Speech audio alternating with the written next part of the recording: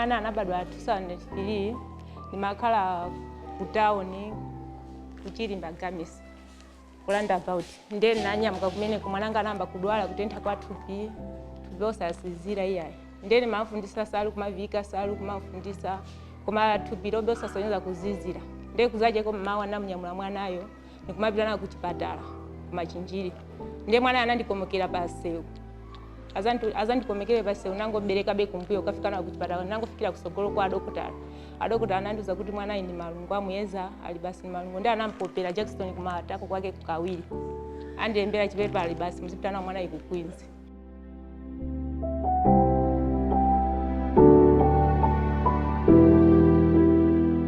Malaria is a huge problem in this country, in Malawi.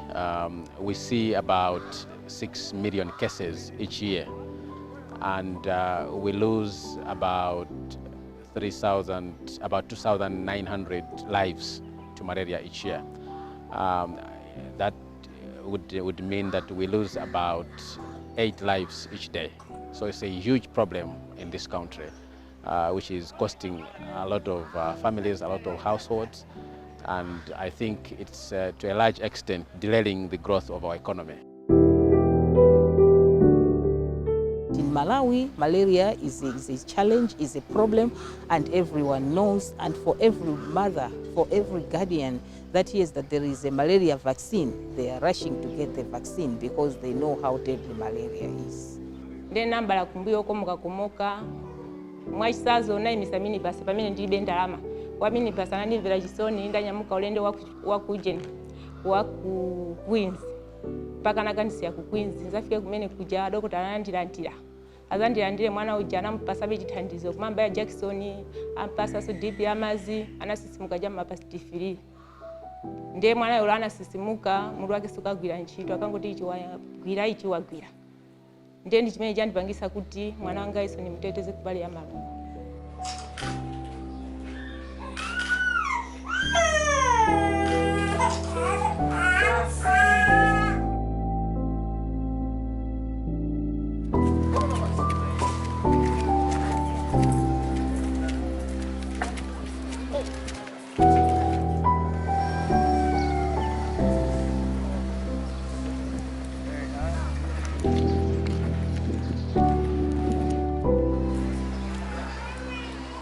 Ife amitundu community hospital tilosangalala kwambiri potiganizira kuti tikhale oyamba kulandira katemera ameneyu wa malungu chifukwa mukandanena kale kuti kunoko ndi vuto lambiri la malungu ana ambiri amatha kumwalira chifukwa cha malungu ndiye kuyambira katemera ameneyu kunoko tilosangalala kwambiri chifukwa tikudziwa zoti ndiye kuti imfa za ana chifukwa cha malungu zichepa komanso matenda amene timagoneka chifukwa cha malungu tikudziwa zoti zichepa kwambiri ndiye ndife osangalala munanso mwaona mmene anthu abwerera mwaunyinji kukhala tsiku loyamba koma anthu abwera kusonyeza zoti achilandira kwambiri kuti mwina tikhese matenda amene ana.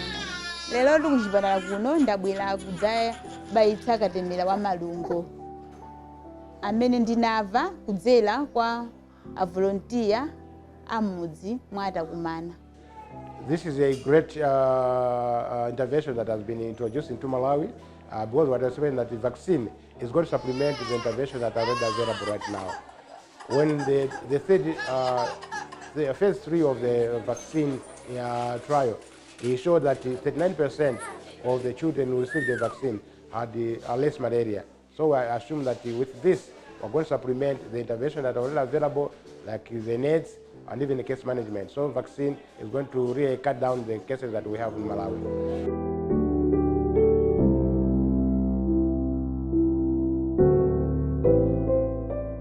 Panopa pali njira zabwino zimene tazika makamaka chifukwa tikuziwisa anthu mmuzimu ntchito idakalipo ndithu tikumaziwisa anthu mmuzimu kuti azibwera ndi ana amene ali ndi msinkhu wa miyezi 5 kuti tiwathandize kunoko choncho kuti alandire katemera ameneyo wa malaria. It was incredibly exciting to be able to go out into the field and witness some of the first children that received this vaccination through the routine program. We could see in the faces of the mothers and the fathers how excited they were about having this new tool that they can add to other tools to be able to fight malaria. And so it was really incredibly gratifying. And felt like the culmination of years of work by many international partners to try and provide this new tool to prevent malaria. Ndipo nditamva kuti katemera ndi wa malungo ndinali ndi chimwemwe kwambiri poganizira ndimene anthu apa banja lathu amadwalira malungo. This vaccine, they will be protected from 4 out of 10 episodes of malaria, which is something that is good, and it is a tool that we are using so that we can reduce the malaria episodes in our children. The challenge that we can foresee is at 5 months, where we are starting to immunize this child. They are not due for any other vaccine in our routine. So it may be not easy to get the children in those months which they do not come for other vaccines, even at 7, because at 6 months they come for vitamin A supplementation. But at 7, even at 8, even at 22 is when they are not receiving any other vaccine. So it relies on the communication so that we really have these children. Takhazikitsa ndondomeko zosiyana-siyana. Ndondomeko zilipo zingapo, komano mwina imene ndingatchule pano ndi yokhuzana ndi register. Tili ndi register imene tikulemba anawo amene akulandira katemera ameneyo wa malungo. Ndeno mwanayo akakhala kuti sanabwere next visit, ndiye kuti tili ndi njira zona kuti tikamfikira mwana uja mwa njira yokamfikira kwawo, chifana kuti alangiza za umoyo amakhala mmuzi, ndiye amaziwa kunena kuti mwana wakuti sanabwere kusikero. Ndiyeno zimenezo ndi njira zimene taziyika kunena kuti mwana ngati sanabwere visit yoti anayenera kulandira katemera, tiuzana mwana uja apangidwa folo mpaka na abweranso ku kliniki alandira katemera.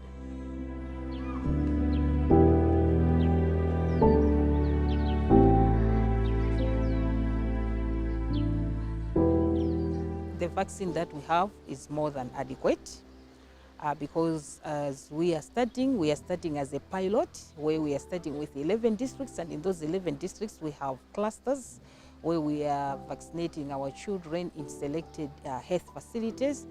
And according to our plan, in those facilities we are anticipating to vaccinate 120,000 children in a year. And already we have 400,000 doses. So the doses that we have are more than adequate, and they will take care of all the children. Of course, sometimes, it's a 2-dose vial, but when we open it, we vaccinate, and then we do not have the second child, then we will lose out on that vaccine. So that is why you can see that we have more doses than what we require, so that they can take care of such incidences. When we roll out, this vaccine is likely, it has a potential to prevent 1 million cases each year. And as at now, as I said, we are experiencing 6 million cases. And if we have a tool that can prevent 1 million of such cases, it's a very important tool to the country and to the program. So we're quite happy that we are today introducing the malaria vaccine. We have witnessed it, and although it's in selected districts, that's fine for a start. But when we roll out, I think as a country we'll achieve a lot. This is a learning process, and so by providing the vaccine in a limited number of districts here in Malawi, and being able to evaluate the process and the results of that introduction, we will be able to learn lessons about how to best expand the malaria vaccine, both here in Malawi as well as other countries. So there are plans to continue as we gather evidence about the malaria vaccine.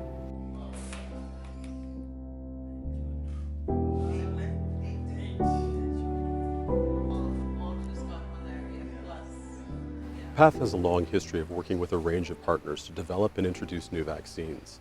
And we think that the malaria vaccine is a great illustration and a huge milestone for the types of collaboration that PATH has been able to undertake over the years. Working closely with the vaccine manufacturer, GSK, working closely with researchers throughout Africa to evaluate the vaccine, working with the World Health Organization to provide technical support, and most importantly, working with the ministries of health in Ghana, Kenya, and Malawi to introduce the vaccine and to evaluate their experience with introducing the vaccine. So we think that this is really a prime example of some of the work that PATH has done in collaboration with numerous partners over the years.